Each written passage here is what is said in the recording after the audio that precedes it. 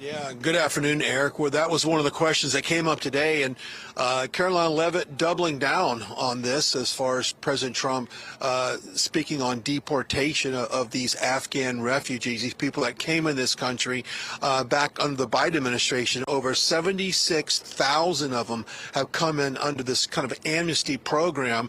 These are people that, like the person involved in the shooting, had worked with our military over in Afghanistan in some capacity with our military, and for some reason, I mean, this guy came over here, brought a wife and 4 kids, went through the naturalization process as well. For whatever reason, he was radicalized. I know Christy Nome had mentioned that earlier, that when he got here, he was radicalized. But President Trump is doubling down on this and saying we're going to vet these people, and quite frankly, we're going to get them out of this country, not only from Afghanistan, but there's also some other countries that were known to have really some of the most high-risk individuals in our country. So as we all were getting ready for that Thanksgiving Day last week, Eric, getting that tragic news, which is just blocks away from where I stand right now. I walked past it this morning coming back from the Pentagon on the Metro.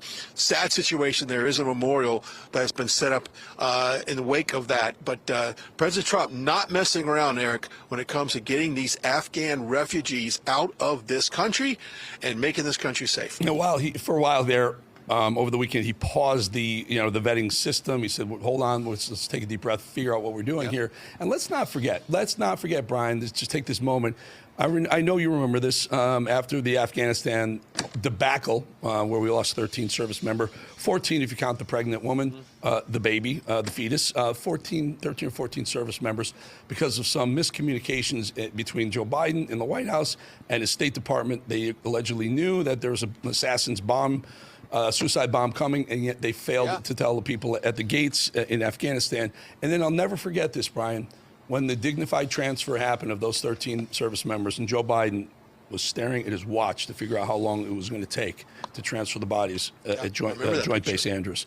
We can almost add a 14th or a 15th death toll to that Afghan number. Is that too much of a stretch? Yeah. No, not too much of a stretch at all. I was talking to a colleague earlier, and they were saying there were reports that it was physically impossible to vet the 76,000 people that were just let come in our country under a vetting system. It's impossible to do that. You can't possibly do that many people in a short matter of time. So their approach to this was to get as many in under that window. It wasn't to vet them and get the very best. It was simply just to let them all in. But in the wake of the shooting on Wednesday, I think this administration is really going to take a tough stance on this vetting process, if not shutting it down altogether. And I think it's a very popular take for most conservatives and most people in the America First movement. I mean, he's done an amazing job closing the border. I mean, President Trump often says, Eric, that he can't even believe that we've had no one enter the border in the last 5-6 months due to the shutdown. But he's certainly not going to allow some of these refugees that come over here seeking asylum. He's going to shut it down, double down on that stance, in an attempt to try and secure what was broken in the last administration.